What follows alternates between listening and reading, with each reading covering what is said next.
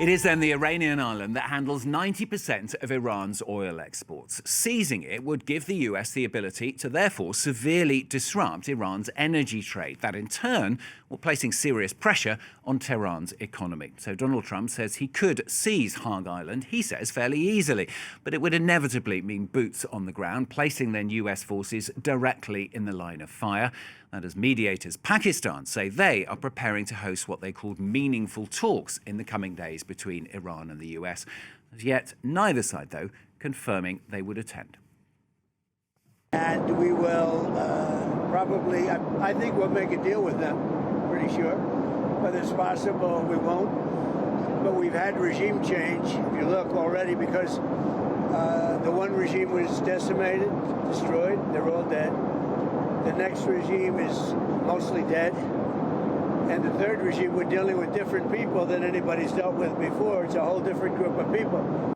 Donald Trump there. Well, it comes after Iran's Speaker of Parliament said over the weekend that its forces are waiting for American soldiers after the Pentagon announced the arrival of 3,500 sailors and Marines to the Middle East.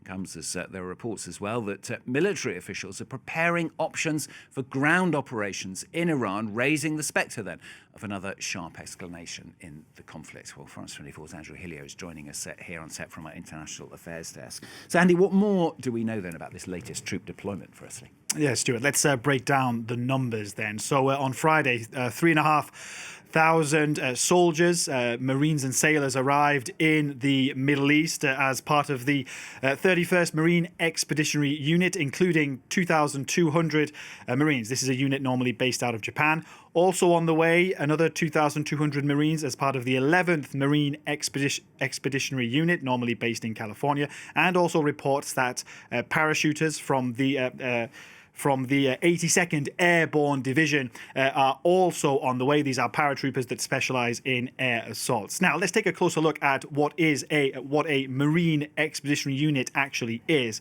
The key is here, Stuart, you've got to think of it as a kind of mobile, as a unit that operates out of 3 warships. So it's like a mobile base. And this is why commanders are so keen to have them operating in their field of operations. You tend to have a large ship with a flight deck, a medium ship capable of launching a watercraft, and then a smaller ship which carries logistics and material. And essentially, this is a mobile base that can go anywhere in the world, so there's no need to set up a ground base. Now, they have a vast amount of military hardware, F-35B fighter jets, attack helicopters, amphibious landing craft, which means essentially, Stuart, they are highly trained, highly flexible. These are guys who can do a lot on the ground. They can storm beaches. They can parachute into enemy terrain onto islands, and they can board ships as well. And that's why they're sometimes called the military's Swiss Army knife. That's why they're high in demand, and they could also give Donald Trump many more options.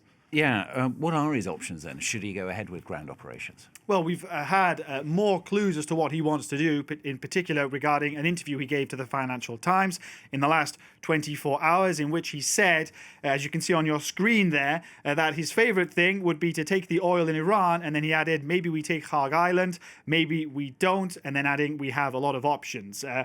He also seems to think that taking Kharg Island would be very easy. Now, it's true that a Marine Expeditionary Unit could be used to try and seize Kharg Island, given that these units can be used to quickly launch raids onto islands. Donald Trump has already bombed this island, as we know. As you mentioned earlier, it processes 90% of Iran's oil exports. It is a lifeline for the Iranian economy, for the Iranian regime, and in particular for the IRGC, the Islamic Revolutionary Guard Corps. However, military strategists say that any attempt to capture that island could be extremely dangerous and risky, because once you have troops on that island, that leaves them vulnerable to drone attack, to artillery attack, and of course, the IRGC, this elite paramilitary fighting force, they will dig in and put up a fierce resistance.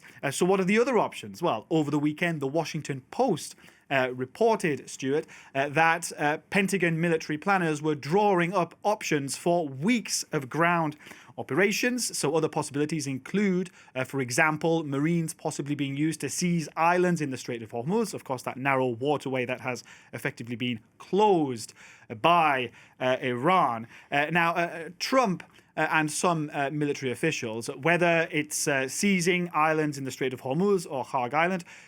Trump and some military officials seem to think that seizing those islands could be easy. However, the point is that to hold those islands, that's a different story. That requires long-term strategic planning and thinking. That appears to be at odds with Trump's character. Up until now, at least, he appears to be acting on instincts when it comes to this war. Let's talk about these peace talks as well. I mean, Pakistan becoming rather a hub of diplomatic activity for regional powers trying to end the war. I mean, is there any hope of these succeeding? Well, Pakistan certainly thinks that they could succeed. Pakistan, of course, hosting 2 days of talks with top diplomats from regional players, including Saudi Arabia, Egypt, and Turkey. Pakistan also saying it's ready to host direct talks between Iran and the US in the coming days.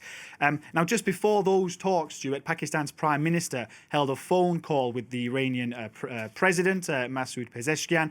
Reportedly, they spoke about de-escalation and the need for trust building. Now, that second point is key because of Tehran does not trust Washington. Tehran says that every time there are talks, the US abruptly pulls out and attacks Iran. Now, in the last 24 hours as well, on Air Force One, Donald Trump said a few interesting things. On the one hand, he said that he believed that there had already been regime change in Iran because the leadership had changed. He said that the new leadership were very reasonable people. And he said he believes that he can make a deal with the new leadership. He also then added that maybe they won't make a deal. So this is, again, the mixed messaging that is the hallmark of the Trump administration. But crucially, if this, what appears to be the beginning of a diplomatic process, were to collapse, then the fact that you have expanded US ground capabilities in the region, coupled with the Iranian regime's desire and determination to dig in and drag the US into a war of attrition, means that things could very well get worse before they get better.